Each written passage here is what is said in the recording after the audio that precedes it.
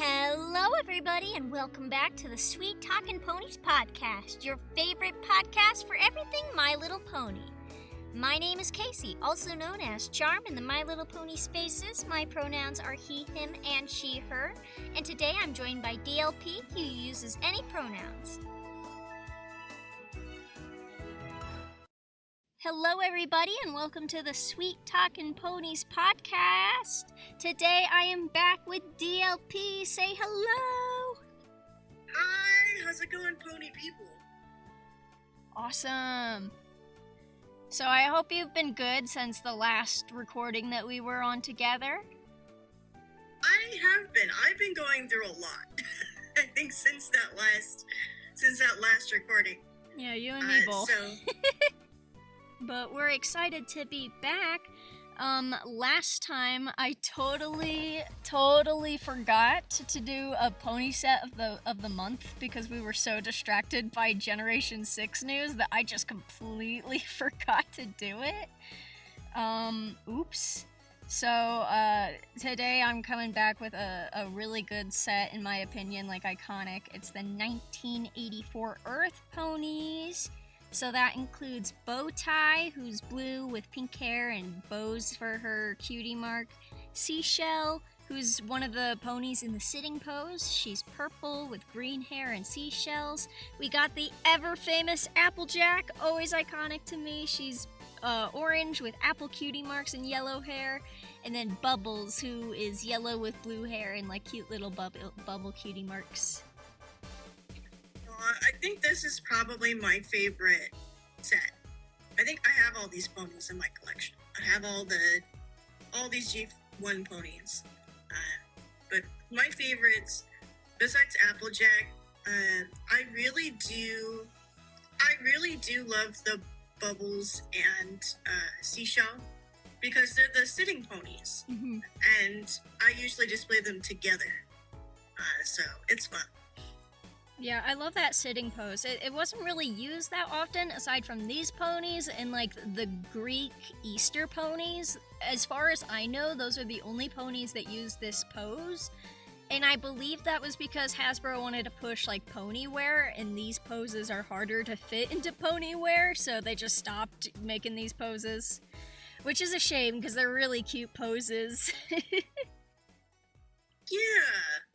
I know there's an artist, and I don't know off the top of my head their name. I've seen their work on the Trading Post, but they do like little T-shirts and dresses for ponies. Like they'll sew pieces or they'll have patterns. And I think that there was one dress set or something that was made for the sitting ponies. So it can be done. It's just, yeah, it is a little bit tougher to work around.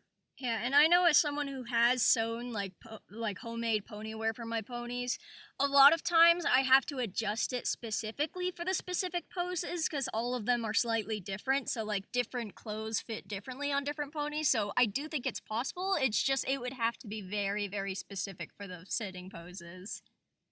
I also have most of these ponies. The only one I don't have is Bubbles, and I've always wanted her. She's like one of my favorites from the set just because she's like so cute to me. Like yellow with like cute blue. Like that's a very cute aesthetic to me. Yeah, I think this set is neat. I do think it's funny that Danny and me, we both have Italian Nirvanas from this set. I have the bow tie, and Danny's got Applejack. Nice. That's really cool. Yeah, Nirvanas are a collection that I, just because of my budget, I can't afford collecting them yet. Maybe later down the line, I'll start getting into those, but... Yeah, that's fair. I want to collect them. I've only gotten a few so far, and that's 4 Italians that I've gotten my hands on through the Trading Post like fundraiser that they did. Like I won like almost all the G1 sets in the auction house. Sorry guys. But I got like the Italian ones from there, and I also bought a like Mexican baby Nibbles, and she has my whole heart. She's so cute. That's awesome. Yeah, I really love the trading post for like the deals you can get between collectors, and just in all the times that I've bought and sold there, I feel like it's fair and, you know, high quality stuff that you'll get from other collectors, because we take care of our stuff in general. So yeah, I think it's a great opportunity. Like, if you are not on the trading post, dear listener, please join the trading post, because it's a fun little community, and especially for like buying and selling stuff. Like, I feel like a lot of pony collectors prefer to go there because, like, on eBay or other websites, there's like additional selling fees. Of course, like, eBay kind of has more protections for buyers, like if you get scammed or something like that. But I do think for the most part, the pony community's pretty tight knit. So if there is a scammer, people know about it. You know. One thing I've been finding too with eBay is that recently they've started to take down people's listings. Because, like, for example, I think a couple years ago I tried to sell some of my custom Ponies that are older pieces of my collection that I've had for, you know, over a decade, and they just sit in storage. So I'm like, you know, and eBay took down my listings because they said that I tried to list them as like, I didn't list them as aftermarket My Little Pony. I listed them as something like their custom art pieces, their art dolls or something like that. But they took them down because they said, well, they're not official. They're not official My Little Pony. So eBay is starting to get into a mode where if you don't have official ponies, yeah. So I recommend going to other sources to sell your vintage collections. If you don't have, like, if you have customs, like art dolls and stuff, if you have customs, making your own website and selling through there, selling through other sources would probably be a better deal. And doing online communities like the My Little Pony Trading Post. My Little Pony Trading Post has been around since 1998. So, you know, selling through those sites is going to be better, I think. Yeah, I related to that. I did see, like, it's kind of a shame that they're cracking so hard down on it, because I know, like, because for a lot of other fandoms and collections, like, you don't want to get scammed with bootlegs. Like, when I was a kid and very naive, I naively bought, like, a bootleg My Hero Academia Nendoroid off of eBay. And, like, I understand cracking down on bootlegs, but I feel like they misunderstand, like, doll community, like custom stuff. And I have seen people trying to sell fakies, and they list them as fakies. Like, they describe, like, they'll be like, oh, this is a Remco brand, but they still get taken down on eBay for not being official My Little Pony, even though it's disclosed. And that's kind of a shame, because what if someone wants to collect fakies? Right. You know, and if you want to collect fakies and even potentially customize them, it's going to get harder over the next, you know, few years to find those kinds of things. So, yeah, I recommend sticking to, you know, forum-based websites, even though it's very old school, which we're going to talk about today, and things like that. But, yeah. Yeah.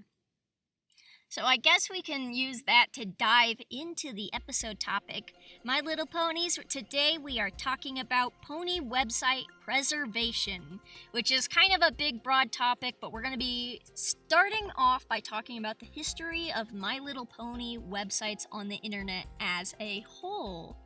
Yay! Alright! So I know that, like, if we're going, like, as back as My Little Pony can be found on the web, probably some of the earliest sites you can find are extremely early personal pony websites in the 80s and 90s, documenting people's collections, or later showcasing people's customs or instructions and information about restorations. But I know some of the oldest websites are just people documenting their collections online. That makes sense. Because I am older. I am what the younger generations call unk. Even though I personally despise that term. So, because I'm older, I vividly remember those individual pony websites. I don't know if either of you, or if any of you are familiar with Akerin, who was a customizer that had their own pony website with their custom ponies and their collections, and I think I shared that the last time we were on air together. Yeah. So there's that website that I remember. I remember Dream Valley, which I think we're going to talk about in a bit.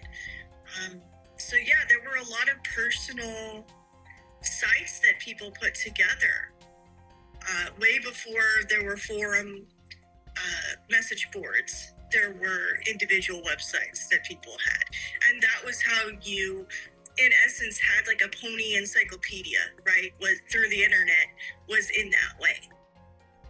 I feel like there's kind of a resurgence with people wanting to make their own websites, with like NeoCities being kind of like a revamp of GeoCities, but like people like coding their own websites and stuff. It's very similar to that. If anyone doesn't know the old websites that we're talking about, it's people creating their own custom websites, not like associated with any like social media or anything. So they're able to say their own opinions. They're able to like program it to look however they want, so they can like decorate the website with like old web graphics, that kind of thing. Yeah. Yeah, I mean, so when I was younger, I first started getting the internet, one of the things that I was fascinated by were, making your own website, making your own home pages. I still do that to this day. And, doing so through sites like, when I was younger, it was GeoCities, which was the precursor to what we now call NeoCities. There was Homestead, which was an AOL version of that. There were there's Angel Fire, I think, just a whole bunch of, homebrew kind of, make your own template website before we got into things like Wix and Weebly and all the template websites we know now, right? It was, all that kind of stuff. I'll ask, just because you know a lot of like these older websites, what are some of the most iconic or memorable, or just some of your favorite old personal My Little Pony sites? Gosh. Okay, so some of the earliest stuff that I remember, besides DeviantArt, because I was on DeviantArt from its inception, which was the early 2000s, Dream Valley. I think Kim Schreiner's Dream Valley has to be, for me, I remember visiting that website every single day. When I was in high school, college age, that to me was probably the site that I remember the best.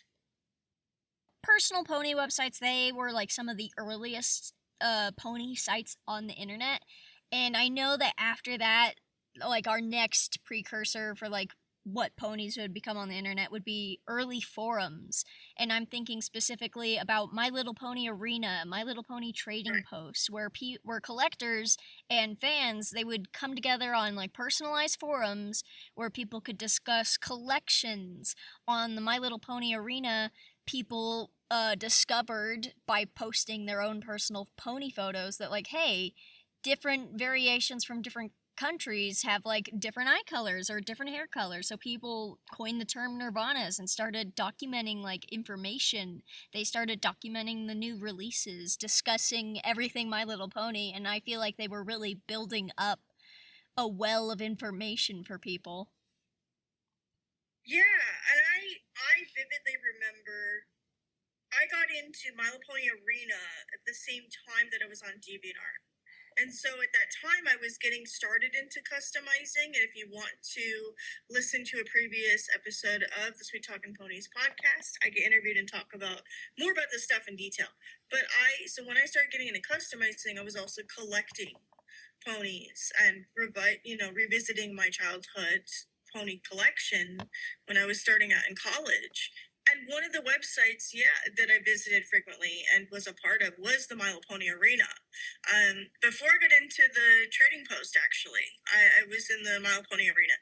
I mean, I knew of the Trading Post, but I got more into the arena first. Mm-hmm. And again, I just think it's mostly because of my DeviantArt contacts that I had at the time. Mm-hmm. So a lot of major customizers that I followed then, that were like love Laura Land. I don't know if you're familiar with them. Yeah. Minty was one. Woozy was another one. There were quite a few that I really liked.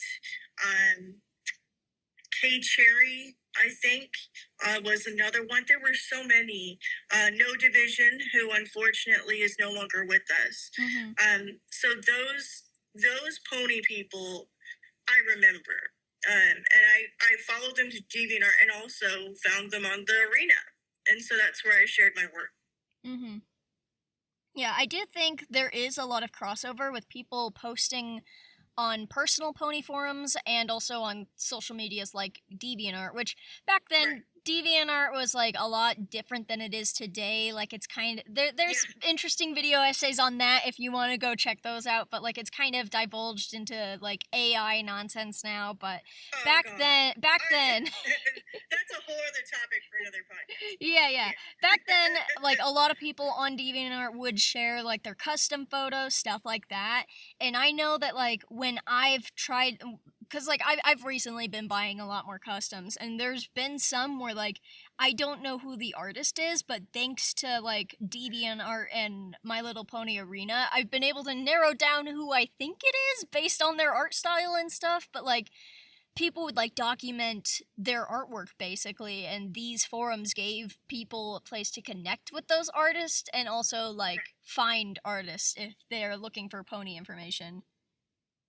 That way I got connected into building up a collection and building up my My Little Pony collection, and I found out through these websites, the social media, early social medias.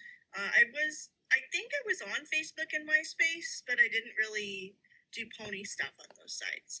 But I do remember, like, again, like the early Facebook Marketplace days and stuff like that, very early on.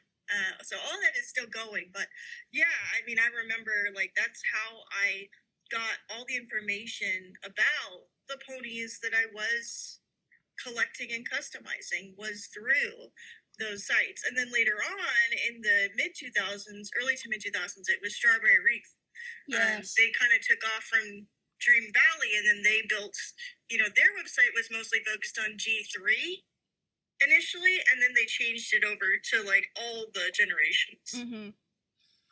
I think Strawberry Reef is a good jumping off point to websites that were like, instead of being like extremely personalized, here's my collection, there started being a growth of websites that were just documenting information in more of a wiki way. Like I'm thinking about My Little Wiki, where people are like creating an online Wikipedia documenting information, and I only think of that with Strawberry Reef because it's a great website for documenting every pony's like what they look like, photos of all of them, that kind of thing.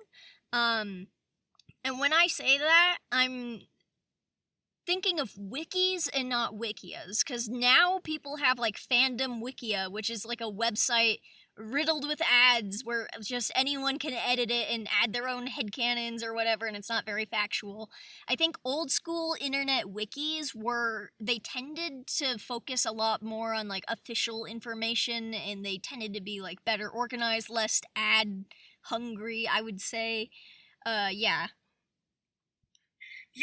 and that's, the Wikipedia was initially considered an online encyclopedia, and for a long time they vetted, even though people could log in and make your own username and add your own information, for a long time, and they still do this through Wikipedia proper, but wiki sites were originally meant to be like niche interest, factual information sites. And now it's like, we're going to talk about shipping wars and the flavor of the week. And I'm like, that's not the point of a wiki page, but that's okay. I mean, language changes, terms change, right? With the times. And so websites are certainly no exception, right? Yeah, I think that's why I emphasize the difference between wiki and wikia, because like the fandom wikia, I think fandom is like its own company, which is I just don't like it personally because their website's so riddled with ad, and I know they're like buying people's like information and stuff like that, and it's just so like not objective. It's like so fandoms arguing amongst themselves. But when I'm thinking of older sites like My Little Wiki, I believe a lot of people on those forums use those websites, and like a lot of collectors in those forum communities would contribute their own photos and images to those old school wikis. Right. And I remember before Summer Hayes published her collector's guide books, I think she did a lot of the My Little Pony wiki articles, I believe. Mm-hmm. And so, and a lot of that information was also gathered from collectors through the My Little Pony Arena and My Little Pony Trading Post. And so, yeah, I mean, a lot of it was factual information that was, reviewed in essence by, other collectors. And it was changing all the time, but it was an interesting place, that was being built when I was younger. That was just getting started from the forum communities that I was a part of. So it was a very interesting time when I was more active on the internet with the pony world. Yeah.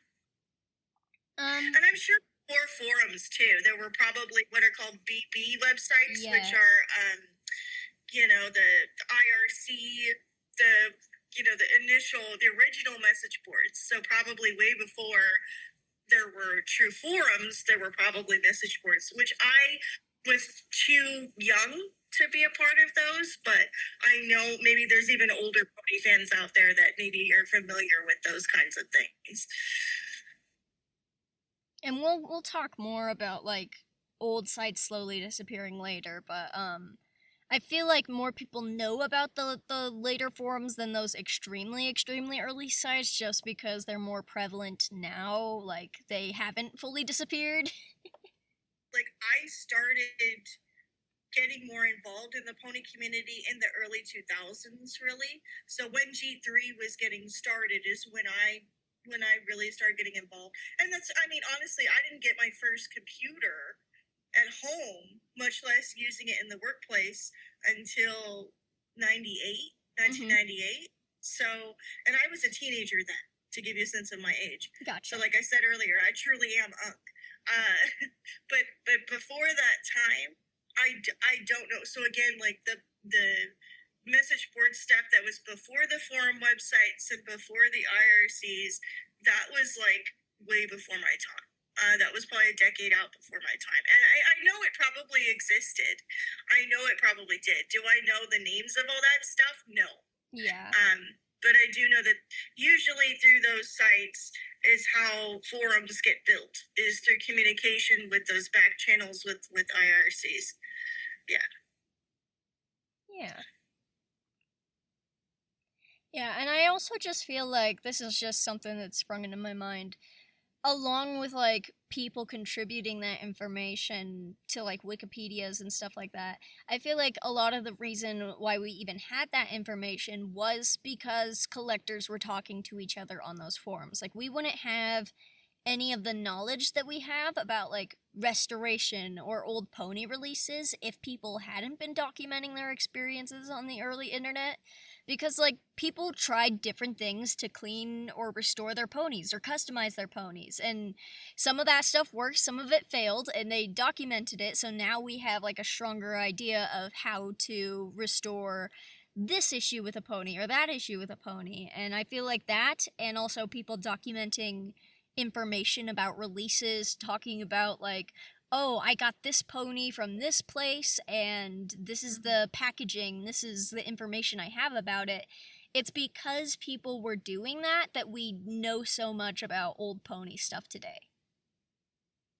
Yeah, and I think it's so important to preserve this kind of information for future generations. I honestly do. And I think it's important, for at least in the very warped kind of sense, it's important for nostalgia's sake, right? Yeah. But I think it's so critical. And I think a lot of folks that are in the toy communities in general feel the same way. I think, you know, a lot of times the way it works is, you know, you have big name YouTubers now, like Pixel Dan, that have like books, right, that they write and they publish. And Summer Hayes did the same thing with My Little Pony, where you have books that you publish. But where does all that information come from? It comes from other collectors and other community people. So yeah, it's really important. Yeah. And I guess I'll just briefly touch on like some of the later internet pony stuff, like specifically towards the end of Generation 3, beginning of Generation 4. That's when like bronies really came into the picture because of discussion on websites like 4chan, where people were initially making fun of the new My Little Pony show, and they like curiously watched it so they could make fun of it, and then ended up really liking it. I feel like after that point, bronies exploded so much on the internet that the majority of people, like the laymen who don't know a lot about My Little Pony, if you say the words My Little Pony to them, they'll think about G4, just because it was all over the internet and such a big, like, global phenomenon that ponies appeared on every single social media website. They appeared on YouTube, where people would discuss the series, they would make fan animations, and I'm thinking specifically about, like, 2000s to 2010s early YouTube, where people would like use MS Paint and Flash to make their own art, because back then YouTube was a lot more friendly to short-term content than it is now. Nowadays you don't really see people creating stuff like that anymore, like parodies or animation or that kind of stuff.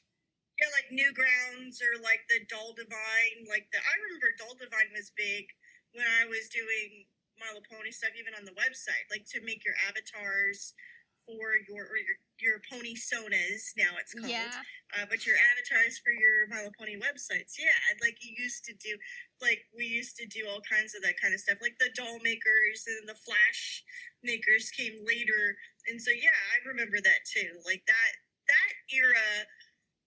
I'm not as well versed with the later generations of My Little Pony, but I do know and I do recall between G3 and G4, like that was becoming a thing. And then we started doing like pony music videos, right? PMVs. Yes.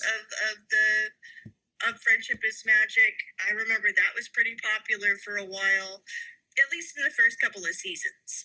But I'll let you speak to the rest of that, because again, like I tend to feel more comfortable with the older generations of My Little Pony versus the newer stuff.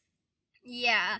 When I talk about that, I'm specifically thinking about, like, don't go watch this because it's old and I'm embarrassed by how old it is. But in, like, my first YouTube video essay, like, kind of like me transitioning into, like, the period of YouTube videos I make now, my first ever one was, like, I'm gonna do a recap on, like, early Sonic YouTube content from like the 2000s to 2010s, and people would make like MS Paint animations, people would make like Flash games and like that kind of stuff. I feel like it was very similar for My Little Pony. People even discussing like fan fiction and stuff like that. Like I know there's a very famous pony fan fictions that like became popular on fanfiction websites, and then people would bring those over to YouTube and make like little audio dramas with their own fan art of it. I'm thinking specific. I remember that too. Like there was one that was like a fluttercord. Bride of Discord. Bride of Discord. Okay, Bride of Discord. Yeah, I remember that, and I remember there was one too about Nightmare Moon. I don't remember song about children or something. It was the Children of the Night. There were so many. I think Luna and Nightmare Moon were just very popular as a character, and so there were a few different like popular Luna animations. Some of them were like really gorgeous, like very show accurate. I remember people, and I do cringe thinking about some of this stuff, not because the content is cringy, but some of it has aged badly with the creators. Like there was My Little Pony animated series where it was like fan made and everyone was making fun of it for the bad quality, but I think people would make fun of it now because it had Mando Pony, who was like a brony song creator who ended up being like a bat. He ended up being a pedo, to be honest. But like there's some stuff where like popular community creators kind of like it came out that they were kind of devious, and so it kind of sours a lot of the previous views of that. There's another channel that did brony animations. What was the name? James Animated something. I should know this because he did Sonic stuff too. But like he was famous for doing like a Sonic meets My Little Pony MS Paint animation, and yeah. I missed that. I think I somehow missed that. So. Yeah, I just that was very like. And he also did like a parody of like winter wrap up from like G4, but like swearing cause edgy, like that kind of edgy Newgrounds humor, but on YouTube that was very popular. Also people taking obscure like background characters and really, because they weren't utilized that much in the show, kind of making them their own fan popular characters. And I'm thinking like Lyra and Bon Bon, they were really just background characters, but people like shipped them and made a fandom out of them. I'm thinking about Derpy Hooves and Doctor Hooves, who were like Doctor Who, and like the lovable background pony with the cross eyes from like an animation era. People fell in love with them and they made like Doctor Who My Little Pony parody content. There was like a pony named Minuet who people made toothpaste jokes about because of her hair color, and just random Little Pony background characters became really big in internet spaces. And I think because at the time that kind of little random meme culture was popular. And I actually did like some of the background characters in Friendship is Magic, and it's kind of a bummer that Hasbro didn't run with that more and make like more brushable ponies and more playsets and stuff dedicated to the side characters. I feel that's a missed opportunity there. But yeah, I do remember these things, but again, I'm not as well versed with all the character names and stuff. Like I know what you're talking about. Yeah. For me, I liked Octavia. Yes, because and Vinyl she was Scratch. A cellist. Yeah. I do agree. I think Hasbro missed a big opportunity to make more brushables of them, because they did make some merch of these characters for like Hot Topic. Like Hot Topic had Derpy Hooves, they had Vinyl Scratch, they had Octavia. Like they had some merchandise of it. I remember Funko made Funko Pops of these characters. But like Hasbro, like making their mainline pony brushables, they never really utilized these side characters as often, instead just focusing on the main six. And I agree, it was a huge missed opportunity, but I also think a lot of bronies didn't really notice because they're more focused on the TV show than they are the toys. So like the toys were just like a fun bonus to them, and instead they focused most of their attention on the show, and the toys were an afterthought. And it's so interesting, I think, too, looking back at My Little Pony and collecting versus like focus on animation, was that it just fascinates me from a social perspective how a lot of the older fans that I'm familiar with in the collecting community are vastly different in how we behave towards one another, as well as, you know, when we're in that space versus like the animation focus. It's so interesting to me, just how different the approach is, as well as like, you know, toys versus the show.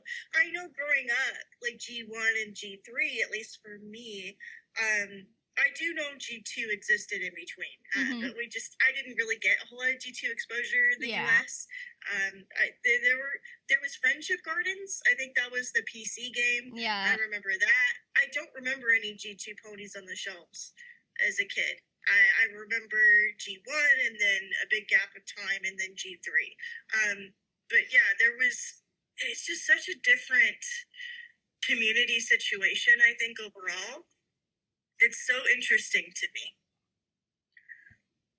It is very interesting. I think I think it's like, because My Little Pony fans as a broad is like a huge umbrella term, and then I Right. think collectors and bronies are like two like Venn diagram circles. There is some overlap. There are some collectors who are in the brony spaces, but like they really are separate because I feel like bronies, it's more aligned with like internet fandom culture, like very 2000s, like kind of Invader Zim, Lol XD random humor, that kind of like online internet Tumblr forums, that kind of stuff. Right. Whereas a lot of pony collectors who are more old school, they have always been approaching this as like a toy child series that like they enjoy the show, they enjoy the characters, they enjoy the character designs, and they might even enjoy a lot of the brony stuff, but they're also seeing My Little Pony as more than just a show, and I also feel like a lot of the collectors fandom tends to be older, and so I feel like they tend to be more respectful because they're used to like the small internet forum etiquette. Right. I agree with you because I am an older person and I do collect ponies. And I never, even though I watched My Little Pony Friendship is Magic, I did. I did watch the final season, but I skipped quite a few seasons in between because it just didn't really catch me. Because it was more, again, fandom pandering, I think. I did like the first couple of seasons that Lauren Faust was a part of. I love the direction of like the storybook, the storytelling and the fantasy, because that to me when I was a kid with G1 was My Little Pony. The dark fantasy storyline, with the scary T-Rex and the scary characters that could take the ponies away. It was very reminiscent of that to me. And so that to me struck a chord and I really liked it. But I think, yeah, I definitely noticed a difference when I talk to fans of ponies from the 80s through the early 2000s versus the folks that came after. There's a huge difference there and how we relate to the content as well as to each other. And it is an interesting shift, I think, in general, right, in website culture and connection that way. Yeah. I also think it kind of shows how internet culture has shifted in general because I feel like there's a lot less like internet forums for bronies. There absolutely is, but more so bronies are on social media. So like on what used to be Twitter, they're on like Tumblr, they're on like DeviantArt. They were on all these different websites like posting about pony stuff, but there were less websites dedicated to pony stuff than just like the old school collector. And that sounds like I'm insane overselling it because there absolutely were like Equestria Daily, like My Little Pony websites that were more brony focused. But I feel like that's just because the fandom was so huge. It was more fandom online, like social media focused than factual, informative, wiki collector, like small forum focused. Yeah, and I agree that this is a definite web online shift because I notice it because you and I are both in the Sonic fandom. And so, like, yeah, I mean, I definitely noticed that too because I'm also an older Sonic fan. So it does deeply fascinate me how there's been this trend of going from, because I do feel like forum sites kind of preserve that town square, like town hall, like community gathering feel. Where it's like, okay, there's definite rules in place and there's definite, like, in a sense, there's like a hierarchy of folks. Like, there's mods and there's admin and there's people there that, take those roles actually kind of seriously. And, there's a definite way in which things are structured. And that's different than the social media, where social media I feel in general now is like a free-for-all. And it's more like, quick, here's a picture, you have less than 10 seconds to interact with it in a video, and then boop, on the next. So I think just the rapid fire amount of information you get and the way in which what you say is being interpreted is different than what you have on the forums. So in forum sites, it's more, you take your time. You think about stuff and then you share and post, and you're a little bit more guarded, I think, than in a social media aspect. I don't know if you agree with me, but I've noticed that too. I think a lot of that is just kind of how the internet has changed. I feel like it's because companies have monetized the internet. Like earlier internet Yeah. stuff, it was people making their own fan websites, doing whatever they wanted. There was not as much censorship because there was less advertisements. Nowadays, social media, that's all run by advertisements. So people will censor themselves. They won't say certain things just to make a little bit more money, especially on YouTube. They'll like drag videos out so they can reach the threshold of being able to make money. They'll do things to catch people's attention because things like TikTok and Instagram videos, I feel like people's attention spans have gotten shorter, so people Yeah. utilize like a very rapid fire Mr. Beast like epic style of editing that's almost like sensory overload, where people are just trying a lot more to grab people's attention. And I feel like that's just because companies now own the internet and they want to make money off of it, whereas back then it was more of a passion project, you know? Right. And I do think that that's interesting too, how, I remember My Little Pony Fair used to be run by collectors. It used to be run by, and then Hasbro stepped in, I think in the mid 2000s, to start running the My Little Pony Fair. And unfortunately, it ran to the ground after that. But it used to be like a solely collector focused gathering that was done. And now it's split off into like smaller community based, like the pony meets that are done, Yes. right, in different places. And that's how you can connect with people from your online spaces in person. And I think that with the online communities now, there's less of a push for that, which I think is interesting. I think now it's more like, now you're just focused on like Reddit as your forum website, or, your Facebook posts or whatever, or your blog, right? Or Tumblr. Like now that's your social meeting place. And it's just such an interesting phenomenon. And yeah, like you said, Charm, it's interesting how everything has shifted more into like the corporate scenario. But yeah, I remember a time when My Little Pony Fair was not run by Hasbro. It was actually run by the community organizers of, different forums that we're a part of. Yeah. Just tangentially, I would love to do an episode about like conventions and fairs and stuff like that, but yeah. I would need to research the hell out of that. That's like such a big too. topic.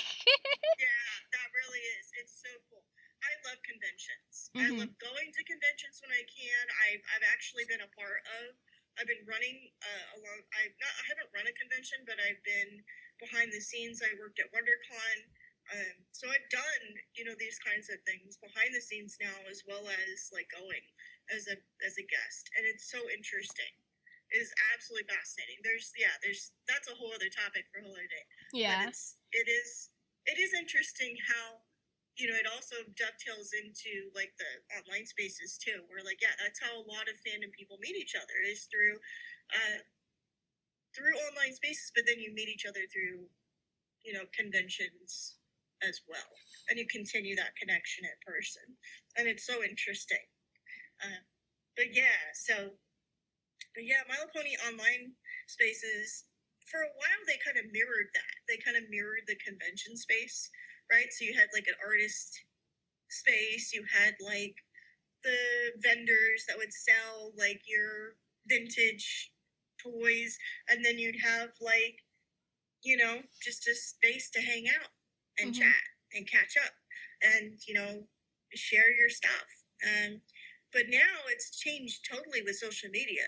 So now everything is like so, just like convention space is getting more crowded. Yeah. So too, I think is social media, for sure. There's just so many voices competing, and it makes it hard, I think, to not only maintain information that's accurate, but also just to maintain a sense of place and presence, right? So the internet to me is no longer a place to visit. It's more like a chaos. Like it's more like sinking into the ball pit of Discovery Zone than it is like, a place of calm and quiet, and you can just chat with people.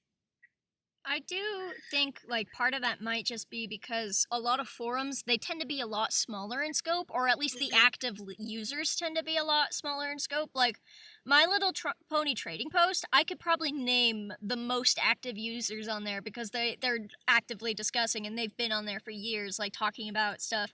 Like it's a smaller tight knit community because like, and not to say that it's a small forum because there's like thousands of people on there, but like a lot of people are less active now and people like they form connections with other people so it feels a lot more intimate than the vast wide range of the rest of social media.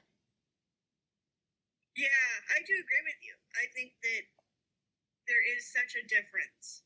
There really is. And I feel like having that tight community builds better bonds, I think, over time with people, right? I mean, you and I met through the Milo Pony trading post and also the arena, I think, too, right? Yeah. But we've met through those spaces and we connect through those spaces, and that's how I know a lot of my online friends is through those kinds of.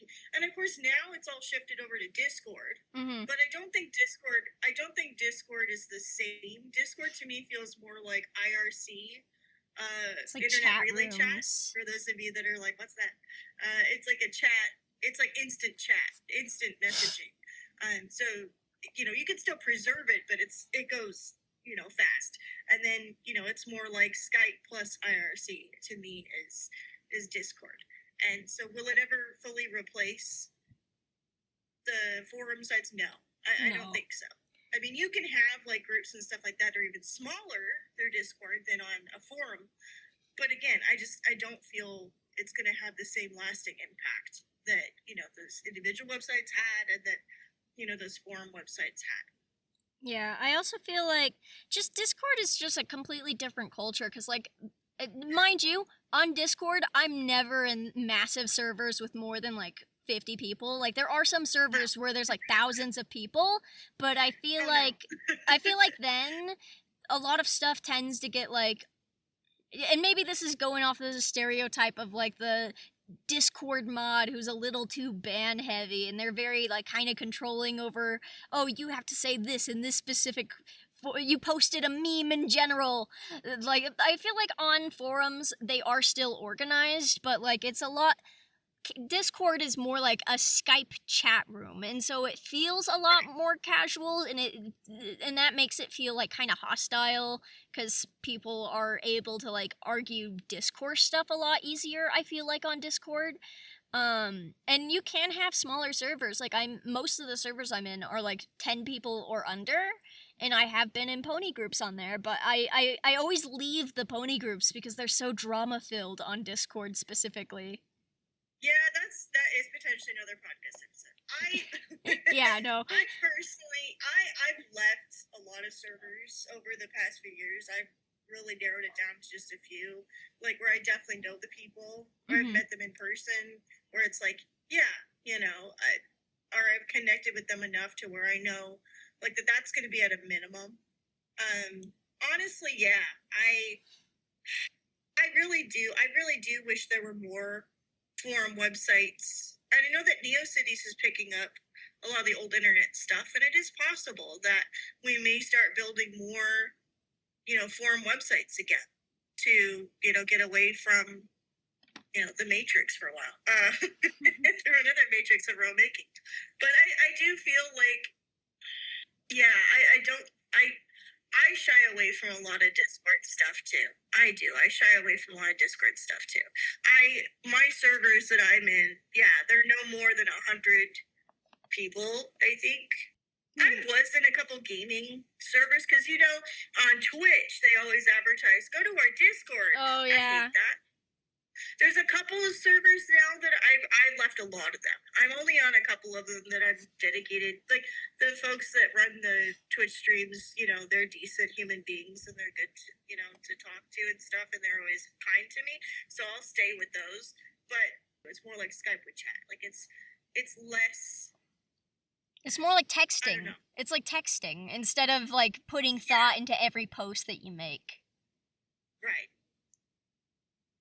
It's still, I think Discord is still a form of social media. It's not the same in terms of like the community sense is not really there. People will argue that it is. I'm like, no, it's not the same. It's more like you're still working with individual chat groups and stuff like that. So It also feels a lot more private than like the majority of social media, because majority of social media I could like go to Tumblr and search in the tags like My Little Pony fan art and I could find fan artists. I can't do that on Discord unless I specifically seek out a group and get an invite code. Like, this is very closed group, so it's not public. Right. And in some ways, I appreciate that. And I think there were forum sites that you had to log in as well. I mean, My Pony Trending Post and the Arena were like that, where, yes, you definitely had to log in. And here's what sucks about that, though. Because when those sites shut down, you can't access any of your stuff anymore. Absolutely. That leads into like the next big talking point that I wanted to touch on. My Little Pony sites are slowly disappearing from the internet, and specifically the My Little Pony Arena forum, which has existed since 2003. It's gone offline for me and for many other people after just months. Like, for the past year, I feel like it's been slowly breaking, and I think that's just because like the website host, it seemingly is not able to support the website with how old it is, and that website has a ton of information that has just been lost due to old images breaking. Like, you had to sign in to look at images, so even before it was breaking, like, a lot of the information was kind of protected and secret, and unless you made an account and got it like confirmed by one of the moderators or like approved by one of the moderators, you couldn't access this stuff. Right. And it's such a shame when sites like that go down. I mean, because like I said, I personally remember the My Little Pony Arena as one of the first forum sites that I signed up for. I think I signed up for them in 2006, which was around the same time that I signed up for DeviantArt.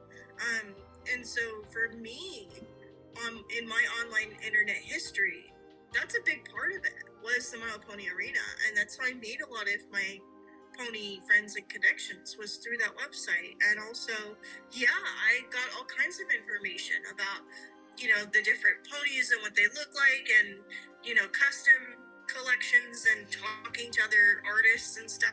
And it's such a shame when places like this go under.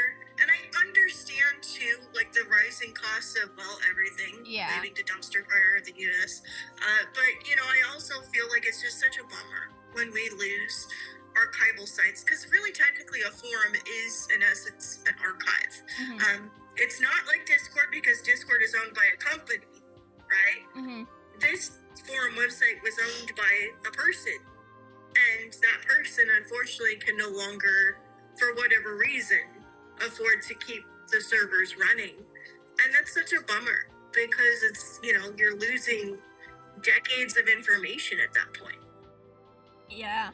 I feel like My Little Pony Arena specifically, it had so much information about old community figures, like a lot of customizers. Their work is going to be lost to time just because it was on that forum and not documented heavily elsewhere. I feel like it's going to lose a lot of information about Nirvanas and like the intricacies of the variations, which countries they came from. A lot of that is definitely going to be lost. I feel like just a lot of information about cleaning and restoration stuff, like because I love the Betty by Eye ponies so much. They're one of my favorites. But when I was first getting into them, the only information I could really find about like replacing their eyes and stuff like that was on the forum, but it was like old photos that I couldn't really view because the old image hosting had gone offline for them. So I had to like create my own guide on my own website about Betty by Eye, like the mechanics of how the eyes work, and I did that specifically because I realized that information is disappearing. Right. And it's something there, like you mentioned too, with forum websites that in a sense are like Discord in that they're private, right? But what sucks about that though is like, if you have like, say, information guides on how to restore, clean, repair ponies, or even how to collect them, like what to look for with pricing and what to look for with age spots, etc., you won't be able to really find that information without like the Wayback Machine. Yeah. or like individual websites now. And even then, like, and I know like the Wayback Machine has captures of different forum things, but again, yeah, the image hosting is gone, so now the pictures are lost and the descriptions aren't the best because this was at a time before we did alt text on a lot of things. So, you know, if the image is gone, that's it. You know, Yeah. It's rough, to say the least, and it's such a bummer. But I'm glad that you did that. That is such a awesome thing to do for folks that collect that particular style of pony. I personally have my own collection. I try to keep it updated and documented on my website too, because yeah, I mean, I know if I didn't have my own website, like, who knows? You know? Another website I'm worried about, it hasn't broken completely yet or anything like that, but maybe I'm being paranoid, but I am a bit worried about My Little Wiki, because just for me and my friends, a lot of us have had issues with, like, the site, like, loading, or, like, information not loading and stuff when you visit it, and I know that, like, within the past few years, they have been trying to get new moderators to add and update more information and fix the broken pages, because for a few years it was just kind of abandoned, and I know that's just because the owner of the site, Absol, they aren't really, like, online for the My Little Pony community anymore, which is understandable, but it also is kind of making me worry about the longevity of this website, which is pretty much the go-to source for any, like, brand new pony collector to learn about the older generations, because that is a wiki that documents all the old releases. Here's all the information about them. Here's all the back cards, all this and that. Yeah, that is really a bummer. I use My Little Pony Wiki on occasion. But I didn't use it as much as, say, again, like the forum websites that I was on. Yeah. You know, so yeah, I mean, it's such a bummer, like, when that stuff happens. And the problem is, like, where do we go from here, right? You know, and also, I remember Strawberry Reef. I don't think Strawberry Reef exists anymore. I feel like I can access it, but it isn't updated anymore. Like, it's not, it's, like, I can go to Strawberry Reef and I can look at information about generations 1 through 4, but, well, G5 is still on there, but it hasn't been updated since 2021, so it's been 5 years since the last update. Yeah. It's like Dream Valley went the same. Kim Schreiner's Dream Valley is now, you can only now find that through the Wayback Machine, if you're lucky.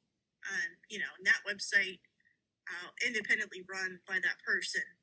And say what you will about that person and, you know, their personal situation with the My Little Pony community, whatever, I don't know. I just know there was a lot of drama, but I can tell you right now that that website was highly influential to me, you know, as a collector. You know, gave me all kinds of information I never would have, you know, had otherwise outside of the forum spaces, right? So, I mean, I think it's important to have both, you know, independent websites and forums, and it's important, I think, to maintain that. So, like, I think it's a passing of the torch situation that's not really happening with collectors, which is kind of a shame. I think that if you're running a website like a wiki, you should have, like, in essence, people that are working with you to maintain it. Yes. Right? Because it's no longer, because when you run a wiki, it's like running an encyclopedia. Yeah. So you're no longer just like one person doing it. It's like, well, now you got servers, you know, groups of people that are working together to maintain it. So I think, you know, having those lines of communication open and having people work together, I think that's so important to maintain the accuracy of these archives, you know, for generations. Yeah, I think it's a completely different level of commitment for personal websites where Wikipedia is, like, they are supposed to, like, I understand being protective over your Wikipedia, not wanting, like, the information to be vandalized, but if you're going offline and not really upholding it anymore, I do think you should get new moderators and stuff, which is, I know that's what they've been doing for My Little Wiki, but I feel like one of the moderators has been accruing more mods. I remember I signed up for it and I never heard back until a year later when they were like, oh, we're still looking at this. I'll get back to you later. And I just haven't heard anything from them. And I feel like I'm fine with not being a moderator on there, but I feel like you should make it easier for your website to be maintained. I don't know. Maybe that's a selfish thing to say. I agree. I totally agree. I think that's, and I'm sorry. No, it's fine. That sucks. I mean, it's like, that's like being ghosted after a job interview. You don't hear back for like a year. You're like, what? Yeah, I was so confused. I was like, what? Yeah, that's weird. Anyway. No, I mean, I honestly do. I mean, I understand life gets in the way. Mm-hmm. Because, you know, a lot of times, for a lot of folks in the pony community, I think I want to make this point clear. A lot of us view this as a hobby, right? Mm-hmm. This isn't like, while we are very passionate about pony, this is not like our career per se. We're not getting paid to do any of this. And I think, you know, that also may be unfortunately a driving factor in the time, the kind of like sunk cost fallacy, right? That people may be applying to this. But I think also it's important to keep in mind that when you're recording information, it's important to note that future generations of people will find that through the internet, and they may need it, you know, to enhance and to maintain their, you know, toy collection over time, or just learn more about the brand in general.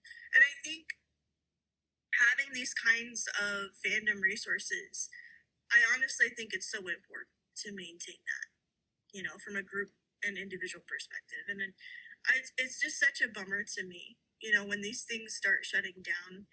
And I know that the old internet will give way to the new internet, but I'm kind of concerned too. I'm concerned, like, with misinformation, AI. That's rampant. With AI, yeah, I'm gonna do a video essay myself. Yeah. Because I'm genuinely upset. Yo. But yeah, I mean, I do feel like something that we have to consider going forward, right, in the years ahead. Like, if we really want accurate information maintained about these things, the only way to do that is through these sites. Mm-hmm.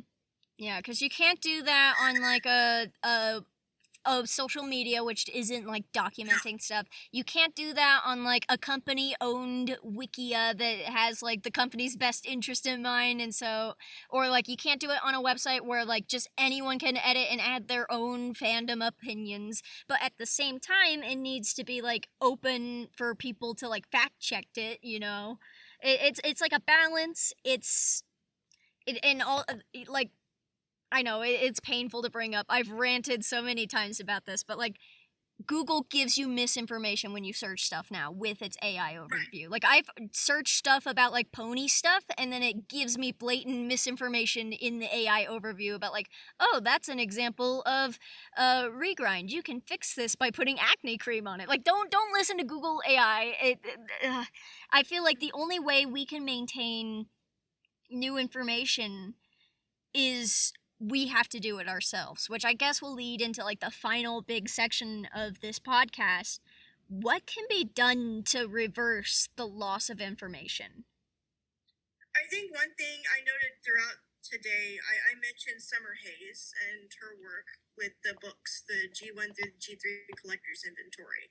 I think doing things like that, you know, having print, I know print, you know, it's to some folks print is dead. Not to me. Yeah, no, physical media. Libraries, like, it's almost like having a library, right? Having that information, having that, you know, pony information recorded in some way outside of the internet forums that they originated on is so important, I think, for future collectors and generations. Mm-hmm. You know, documentaries that are done. I know Must Be Jewel did a documentary on My Little Pony called My Little Obsession. You know, as silly as that may seem, I think it's important. I think it's really important to document this stuff for future generations of collectors and people in the fandom, so that way they know, you know, the history of how all this came from. I mean, to me, in my daily profession, in my daily work, I'm technically a historian, just an earth historian. So to me, I feel like it's so important, to have, this information preserved, for future generations outside of, internet sources, because once the digital internet goes down, what you have physical backups. Now I know that with like theses and dissertations, they have something called microfilm or microfiche, and that's an extreme, but you could go that route, and you could preserve, the code through, those kinds of things. So there's ways in which you can preserve. I know, Charmed, you're really into cassettes, like video cassettes, and that's kind of similar, where recording that information, having the audio, video recordings, preserving it, right, in some way outside of the internet, outside of YouTube and socials.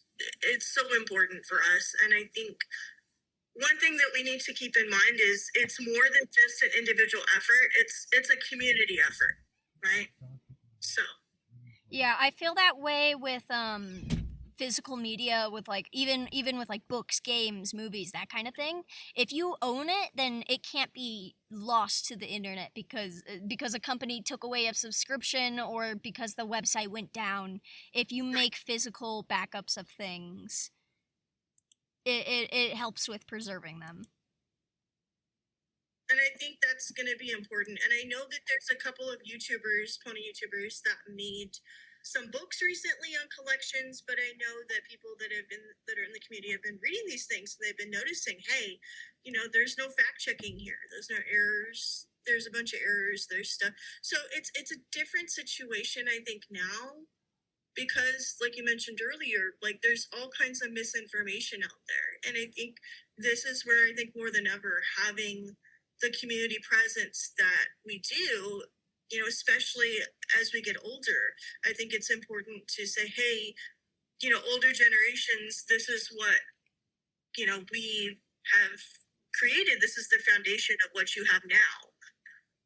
And, and likewise, right, the torch will continue getting passed down. And I think in the end, like, that's the most important thing, is to maintain, the website presence. And I do think, I hope that with places like the My Little Pony Arena or My Little Pony Trading Post, that these forum spaces will continue to exist in some way, shape, or form online. The way in which they look may change, but I feel like that old internet vestige should remain, because I think it would give, again, I feel like it's so important for us to maintain that sense of community, especially in the here and now. Yeah. So that's generally my 2 cents. That's how I feel. Like, it's hard not to feel like, oh no, there's nothing that can be done about it. But like, we can also take even small actions. Like, we can use the Wayback Machine to document like important pages. Maybe recording videos of the pages as they are working will help save it in the future or something like that. Creating independent websites and saving this information. Like, there's a ton of easy to use website builders. You can even use something like NeoCities if you want to try simple HTML coding, which sounds difficult. It can be a little difficult to start, but once you get started and figure out a way that works for you to program it, you could make your own personal pony website, document your own collection, put your own information out there on a website that isn't owned by anyone else so that you have control over it. And I feel like doing stuff like that will help to preserve pony stuff. I wish I could see a rise in more wikis, and not wikis with factual information, maybe in the modern day. Right. I also think, too, one thing I miss being an old internet person is web rings. Because web rings were like that, too, where you could, hey, I'm a part of a web ring. Here's some more folks that know My Little Pony as well. Yes. I see that with people creating like custom little buttons that you can use to make it so they can access their website easier. And that's been around a long time. Mm-hmm. Yeah. Having that, I think, is so important. And I do appreciate this conversation so much because as an older person, to me, it's so important, to consider legacy and to consider, the generations ahead of you. What are folks going to think when, When you're they gone. think about My Little Pony? Are they going to think about the Brony situation, or are they going to start considering that, hey, maybe there was something more to, this past? And I know that there's a lot of video essay formats now and a lot of podcast platforms like this one, right, where folks, and that is also another way, right, Mm-hmm. to preserve information is through these kinds of media and these kinds of conversations that we have. I think that's another way to, shed light on these past experiences and to continue, right, in the vein of that. I think archives are so important, both online and offline. I really do. I think that, especially in this day and age, I think it's so important to maintain them. Yeah. Despite everything. Yeah, it really does make me worry for, like, new fans who want to get into the old stuff, like, if this information disappears. So don't let it disappear so that we can have new fans discover... Because even within the past few years, I've been able to discover a well of information about old stuff, so it still is there. We can still save it. It's just a matter of folks stepping up and doing their part to preserve it, for future generations of people. Mm-hmm. And not just for nostalgia's sake. I mean, I think it's more than that. I think it's more about, like, recalling that and building on that, history of, how this all got started and how it will continue on. Because again, I mean, a lot of the social media stuff that we have now, forums walked so social media could run. Mm-hmm. That's how I look at it. Yeah, I mean, I think doing, having, the information offline and online in repositories or archives, I just think I think that's critical for future gens. I think more folks would be interested in conventions too. Yeah. I think that's interesting. Now, I personally didn't do any of the Brony conventions. I don't know if you did. I haven't been to any My Little Pony specific conventions. I was always too poor for conventions. As a kid, the only one I went to was Denver Comic-Con, because that's local to me. But I've always been interested in them. I've always wanted to go to Pony Friends Forever, because Texas is right next to Colorado, so I feel like I could drive there, But yeah, I've never been to Pony Friends Forever, but I went to Pony Fair West when I was here. I went to the last one. And I know, like, there's other pony fairs that I want to do. But yeah, I've been to a lot of conventions because of furry fandom. I know Sonic fandom. I do want to do Sonic Expo one of these years, which is coming later to, like, I think Dallas. I think Atlanta. I don't know if Atlanta already happened. I feel like I feel like the collectors ponies conventions, those tend to be like, for the older fans, those seem to be nice, but I've seen a lot of drama about the Brony conventions, conventions going horrifically wrong. I guess the same thing happened with Pony Fair West too. Did it? Yeah, Pony Fair West was the last one because apparently there was some kind of infighting or drama, or that's why they named the pony for that particular convention the Drama Llama, which makes me very upset because I really love the design of that one. It's so cool. That'll definitely be a very interesting future episode. There have been some pony figures that I would love to get on an episode like that, because I know they've had convention experiences, but I'm also very shy asking people to join the podcast. So yeah, just for now, thank you to every pony for watching and listening today. If you guys have any further ideas about how to preserve pony internet history, or even just memories of old pony internet stuff, feel free to talk about it in the comments down below. Thank you so much for having me. Thank you for joining us, and I will say goodbye to all of our listeners. Bye-bye! Bye, pony friends!